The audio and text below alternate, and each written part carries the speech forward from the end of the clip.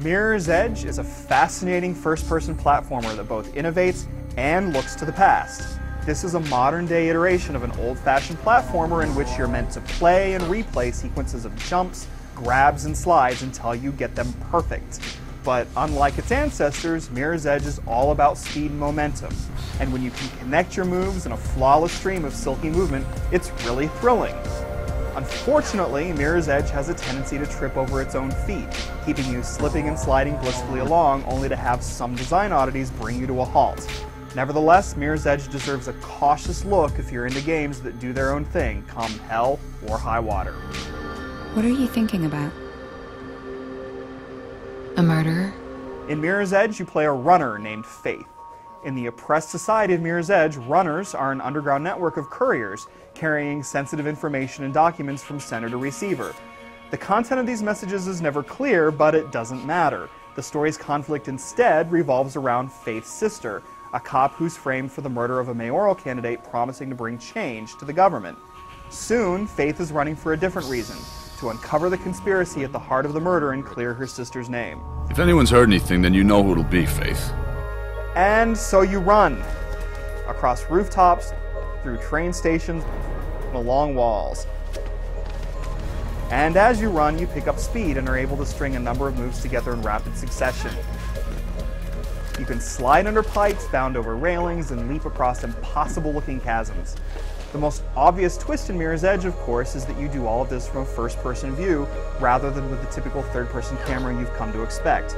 This has a way of immersing you as you speed towards your destination.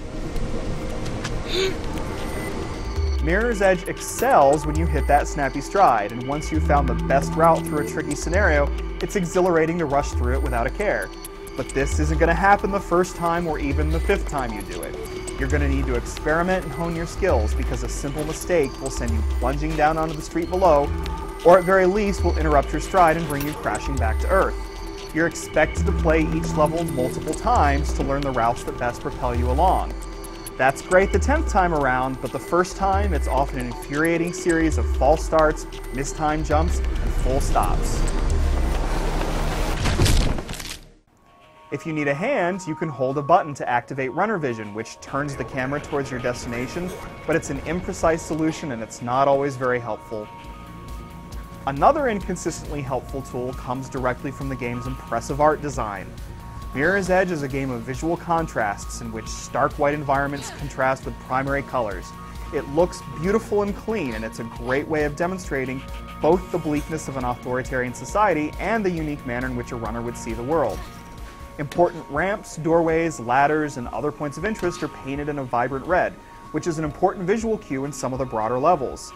However, this element too is delivered inconsistently. In some cases, the red hue may not fade in until you're close to the pole or vaulting point in question, and in some cases, Mirror's Edge expects you to figure things out on your own without any assistance whatsoever. For a game that relies on so much forward momentum, Mirror's Edge has a way of bringing the pace to a halt. In some cases, this is the very nature of trial and error gameplay. Fall, die, reload checkpoints. At other times, it's because you're faced with an intricate jumping puzzle.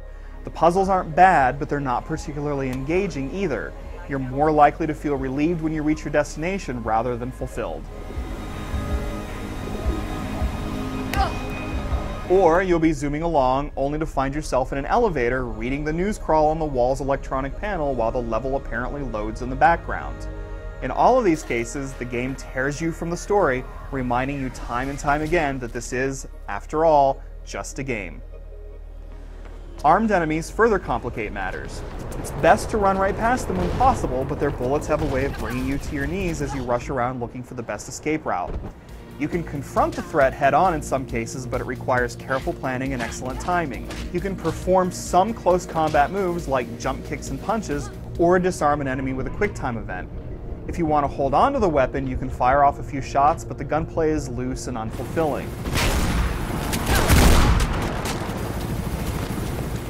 If you can overlook the array of quirks long enough to find your stride, you can race and perform speedruns. Both of these modes feature online leaderboards, and both cater to the players most likely to get the most out of Mirror's Edge.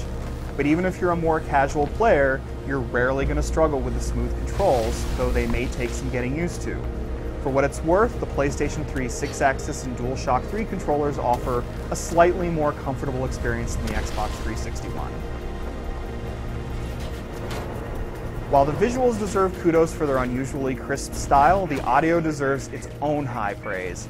Sound effects like Faith's breathless heaves and plodding footsteps are authentic touches that heighten the sense of speed and tension. The voice acting is equally terrific, but it's the pulsing, driving soundtrack that impresses most. Its rhythmic flow augments Faith's most fluid runs, while subtle notes fill in the silence during downtimes. The superb musical journey culminates in a fantastic vocal track that plays during the game's final credits.